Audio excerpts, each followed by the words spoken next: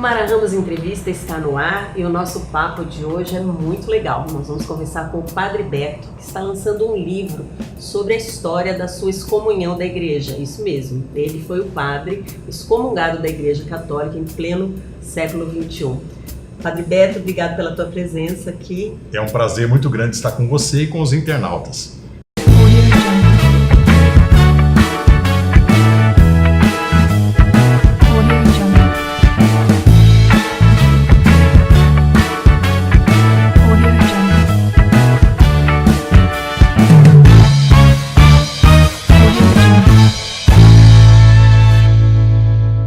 Você acabou de lançar um livro, por acaso escrito pela minha amiga jornalista Cris Camargo, que depois nós vamos bater um papo com ela também.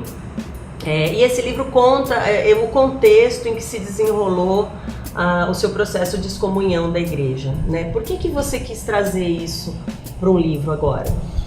Porque eu acho que foi um caso muito emblemático e que mostra claramente a estrutura da Igreja Católica, que é uma monarquia absolutista, onde muitas coisas acontecem que não são boas e que devem ser discutidas, mas os fiéis não têm, pelo menos hoje, na conjuntura atual, não têm a liberdade de fazer isso, não é? E os padres muito menos. Porque, na verdade, a estrutura faz com que os padres estejam presos, né? Eles não têm autonomia para poder discutir as questões da própria igreja. Que são questões doutrinárias, no caso? Não só doutrinárias, mas questões de regras morais. No meu caso, por exemplo, o que eu fiz foi discutir a moral sexual da igreja, que é uma moral sexual que mais mal faz ao ser humano do que bem. É uma moral sexual que cria muita hipocrisia, porque uma grande parte dos fiéis não obedece essa moral sexual, mas finge que obedece. Cria homofobia, porque a moral sexual não aceita a homossexualidade, a diversidade sexual. Enfim, e enxerga a própria sexualidade humana como um mal em nós. E foi esse questionamento o grande motivador? Foi esse ponto especificamente o grande motivador do processo de excomunhão? Não foi só este. Esse, vamos dizer assim, foi um motivo que arrumaram para a execução da excomunhão. Havia outras coisas paralelas. E o livro da Cris vai mostrar muito bem isso, não é? Que a minha chegada em Bauru já causou um certo desconforto, porque eu tinha uma linha mais progressista. Você era muito moderninho. Eu era muito moderninho para a época, e a igreja sofreu um retrocesso muito grande. Justamente na década de 90, quando eu estava na Alemanha. A igreja brasileira, a igreja latino-americana. Diferente da igreja europeia? Diferente. Da postura da Igreja Católica lá? Total. Nós percebemos que o Vaticano tem uma postura em relação às igrejas do terceiro mundo e uma outra postura em relação às igrejas do primeiro mundo. As igrejas do primeiro mundo são muito mais livres na sua atuação.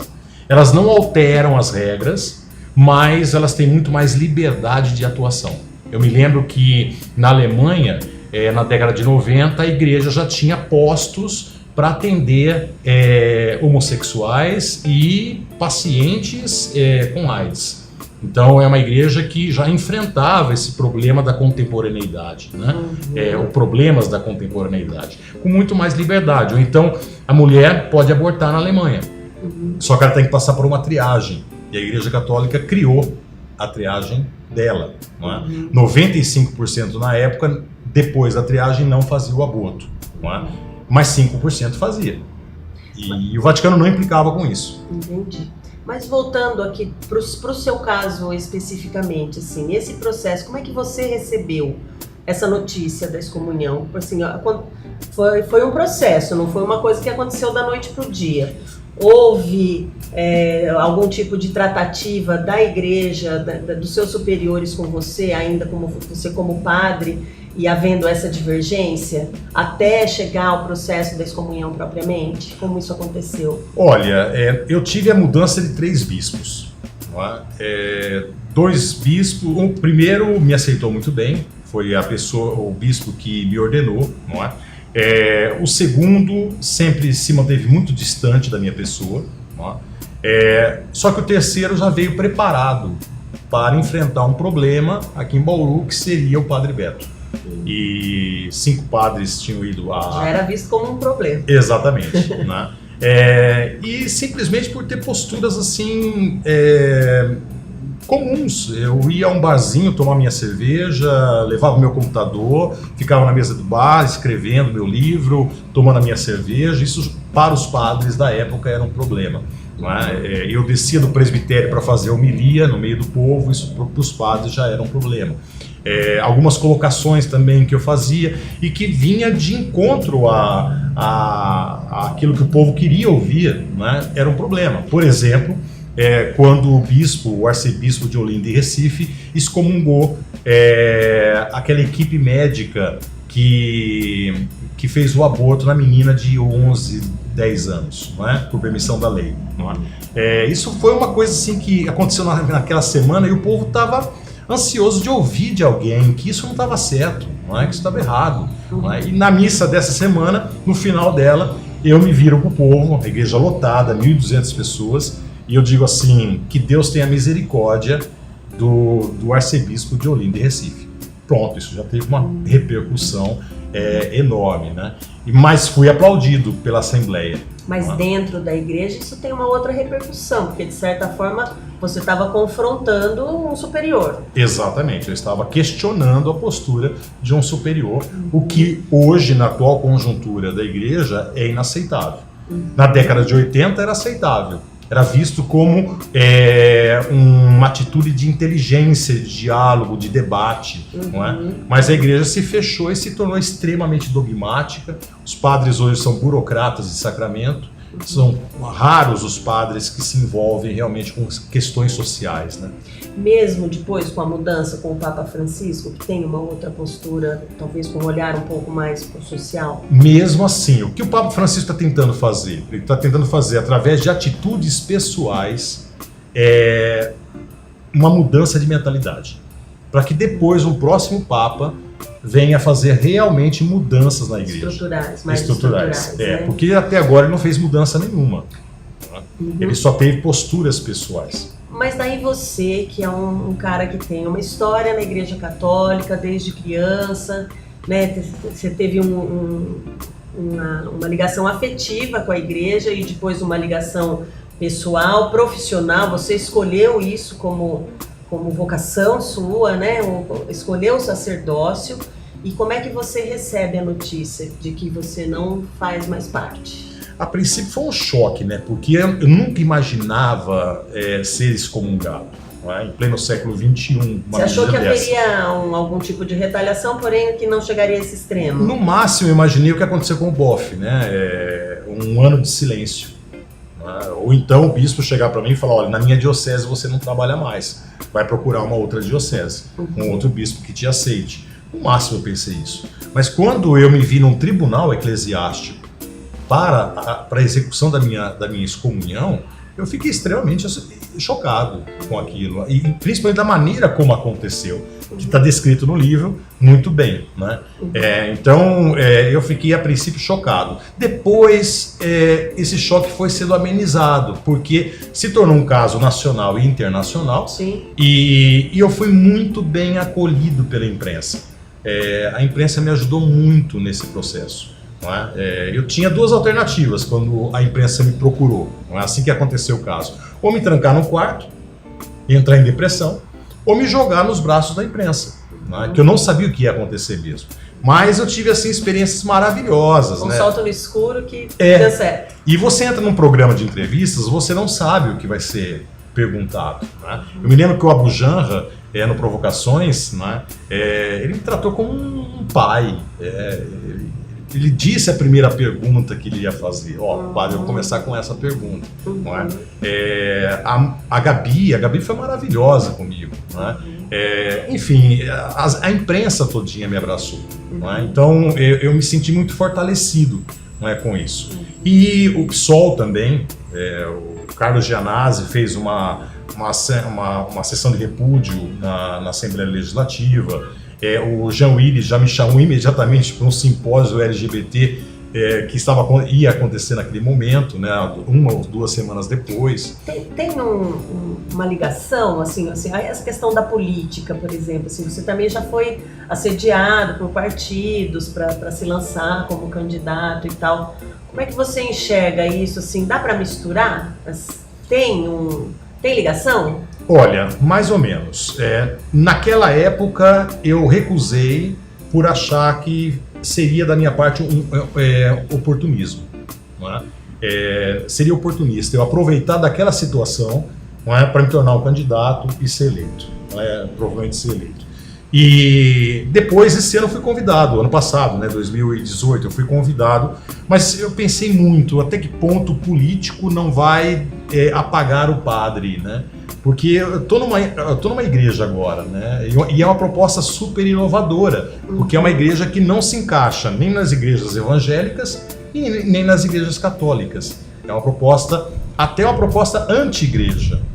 Serve todos, oh coisa boa! Coisa boa é comprar com economia, com preço baixo de verdade todo dia. Coisa boa é passar no Serve Todos. Lojas em Garça, Pirajuí, Presidente Alves e Reginópolis. Coisa boa é passar no Serve Todos. Eu queria que você contasse um pouco, porque assim, depois do processo de excomunhão, você entrou com um processo judicial contra a igreja, tentando reverter a decisão da sua excomunhão. Em que pé está esse processo e por que você gostaria de ter esse processo revertido? Por uma questão de cidadania, somente, e hombridade. O que fizeram comigo não foi uma coisa correta. Podem me excomungar, não tem problema nenhum, mas o meu tribunal foi um tribunal de exceção. Eu fui assim pego de surpresa, não fui intimado, não tinha um advogado de defesa, não é? Então eu fui simplesmente... Isso na justiça comum ou dentro de um tribunal católico? Dentro de um tribunal católico. Porém, o que acontece é o seguinte, quando Bento XVI veio ao Brasil, ele assinou um tratado internacional. O tratado internacional tem vigência imediata, não precisa de lei ordinária. E dentro desse tratado internacional a igreja afirma que ela se compromete em obedecer à Constituição brasileira dentro do território nacional. Então, a partir desse tratado internacional, que nós entendemos que não existe mais um abismo entre direito canônico e direito... Ele abre o precedente para... Exatamente. Então, o que fizeram comigo vai totalmente contra a Constituição brasileira. Foi um ato da igreja dentro do território nacional que desobedece ao tratado. Na primeira instância, eu perdi. A sentença do juiz foi um tratado teológico. Nós não estamos discutindo o mérito da questão. Podem me excomungar, não tem problema, mas faça direito. Tá? Na segunda instância, nós perdemos também. A segunda instância quis que o processo não fosse ao Supremo. E daí? Impediu. Aí meus advogados entraram com agravo de instrumento, pedindo ao Supremo Tribunal que analisasse se o processo deveria ou não subir. Uma outra análise. Uma outra análise. Do processo em si. Exatamente. Aí o Supremo Tribunal Federal analisou o processo e pediu que o processo subisse. Então o processo... E hoje está no Supremo, então. Está no Supremo. Aguardando a vez. Vamos aguardar. Você tem uma perspectiva positiva de que isso possa ser revertido, uma vez que já houve a negativa em outras instâncias? Olha, eu não sei. Sinceramente, na atual conjuntura brasileira também eu não sei como vai ser o Supremo, que linha ele vai tomar, não é? Então, para mim é uma incógnita. Mas você está preparado? Estou preparado. Seja o que for. Estou preparado. Mas o que importa para mim não é ganhar ou perder. O que importa para mim é que eu tive uma postura cidadã e de hombridade diante de uma instituição que é a Igreja Católica. Muito bem. E aí, paralelamente, assim, porque você foi um padre católico até agora, né? Até 5 anos atrás, a partir disso, mas você continua padre, né? Tanto que a gente está aqui conversando com o padre Beto. Né? Você não deixa de ser padre? Não, muitas pessoas confundem isso. A excomunhão, ela é a pena máxima da Igreja Católica. E o que é a excomunhão? É a exclusão da pessoa da comunhão dos santos, da comunidade cristã. Então, eu não posso entrar numa igreja, eu não posso participar de uma missa. Nem como ouvinte? Nem como ouvinte. Eu não posso participar dos sacramentos. Não é? eu não deixei de ser padre, mas eu sou um padre excomungado. Eu sou um padre excluído, não é? Eu sou um padre condenado ao inferno. Eu vou Na visão católica. Na visão católica, é claro. Então eu continuo sendo padre, mas é um padre condenado ao inferno. E eu posso reverter isso? Posso, se eu chegar para a igreja e pedir perdão. Passa isso pela sua cabeça? De forma alguma, porque eu não fiz nada de errado. O que eu fiz foi discutir a moral sexual da igreja livremente, como qualquer advogado que vá a um debate e vá discutir o Código Penal. Ele vai fazer críticas ao Código Penal, claro. O Código Penal, se eu não estou enganado, é da década de 40. Não é? Então, ele precisa de revisão mesmo. Não é? Então, eu não fiz nada de errado. A minha vida na Igreja Católica sempre foi uma vida íntegra. Não é? Apenas o que eu fiz foi refletir. E aí, a partir de então, você decide montar uma estrutura, que é a igreja, a Humanidade Livre. Na verdade... Como é que surgiu? Na verdade foi acontecendo. Tudo foi acontecendo. Quando eu fui excomungado, eu tinha ainda uma lista enorme de casamentos para fazer em Bauru. Eu era um padre muito querido para casamentos. Na Igreja Católica. Aí o que eu fiz? Eu fui desmarcando os casamentos. Só que alguns casais falaram, não, agora nós fazemos questão que o senhor faça. Aí eu expliquei, bom, eu não posso mais em nome da Igreja Católica. Não, o senhor vem em nome de Deus. Tiveram casais que desmarcaram com a igreja para fazer o casamento comigo no buffet ou na chácara. E eu aceitei, em agradecimento. Aí começaram a chegar os casais que queriam mesmo casar fora de igreja por N motivos. E os padres católicos não podem fazer esse casamento fora de igreja. E eu comecei a atender. E aí chegaram os excluídos, os divorciados, não é? E os gays. E eu comecei a atender também. Aí eu percebi que eu tinha uma missão ainda. Não é? Havia uma demanda aí que queria a presença de um sacerdote e a fala em nome de Deus, não é? Mas não era atendido pela Igreja Católica. Mas não queria um pastor também, que não era dessa linha. E aí uma comunidade aqui em Bauru, uma turma, começou a me questionar. Olha, você está fazendo casamentos? Por que você não faz uma missa, um culto e tal? Eu pensei, por que não? Uma celebração. Aí eu tirei todos os elementos exclusivamente católicos da missa e aluguei uma quadra de um clube aqui e comecei a celebrar. Só que eu estava na informalidade. Qualquer um podia mover um processo contra a minha pessoa por charlatanismo, falsidade ideológica e tal.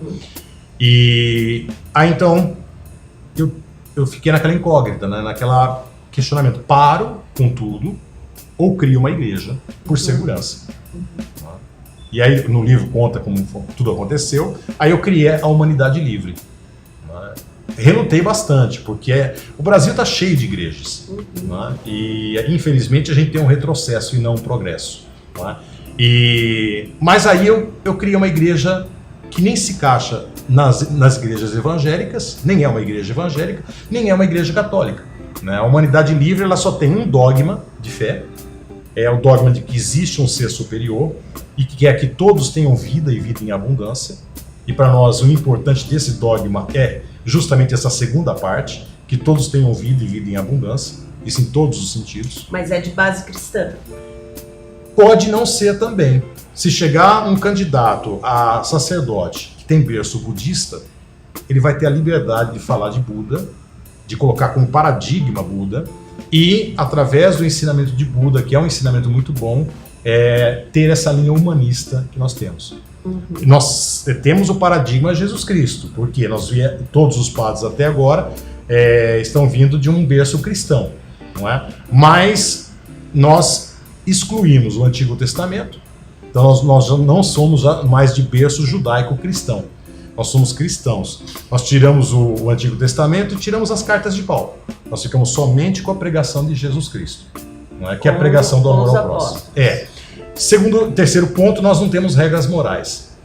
Então, se você ama, siga a vida conforme a sua natureza diz, desde que você não faça mal a ninguém. Não é? E nós não temos dízimo. Então, o padre na Humanidade Livre não ganha nada, ele está lá de voluntário, como qualquer outra pessoa. Não é? O padre tem que trabalhar, ele tem que ter uma profissão aqui fora. Não é? E a gente vive de parcerias. Não é? Então a gente tem um espaço multifuncional onde outras pessoas também usam e pagam por isso. E aí ajuda a gente a manter o aluguel e tudo mais. você fez essa semana a ordenação de 2 padres que vão trabalhar em Portugal, numa matéria que saiu essa semana no Jornal da Cidade, de Bauru, né? Isso. E como é que funciona essa ordenação? Porque daí você criou uma estrutura para isso, assim, uma estrutura de igreja, né? É uma igreja. Mas a humanidade livre não tem, essa palavra não é adequada. A gente fala ordenação, mas não é isso. Porque a igreja não tem hierarquia e não tem bispo. Né? Você não é o líder, não. Por exemplo. Eu sou o fundador, mas não o líder. Então, nós fazemos o quê? Nós fazemos o reconhecimento da vocação sacerdotal dessa pessoa. Então, essa pessoa me procura, nós ficamos num período de namoro aí, a gente procura, assim, exigir que a pessoa tenha pelo menos uma faculdade de humanas, né? Não precisa ser teologia, não, e tenha a consciência de que ela vai estudar a vida inteira. Ela vai ser um eterno estudante, é? Para poder realmente orientar as pessoas. E aí a gente faz uma cerimônia na missa de reconhecimento, onde a gente veste a pessoa com a túnica da Humanidade Livre e a partir daquele momento ela é padre oficialmente da Humanidade Livre.